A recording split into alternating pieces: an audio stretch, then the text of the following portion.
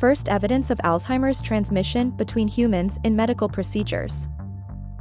Researchers have discovered human-to-human transmission of Alzheimer's due to a medical treatment involving human growth hormone.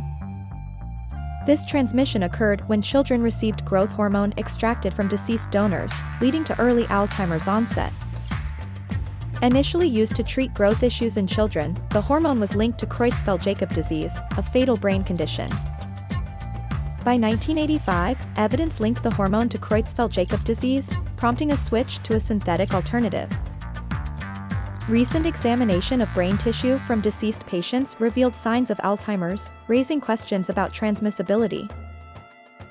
Further studies confirmed amyloid protein buildup in treated patients, suggesting a possible transmission of Alzheimer's similar to prion diseases. Despite the rarity of these cases, they present a significant finding in understanding Alzheimer's, cautioning against generalizing from these instances.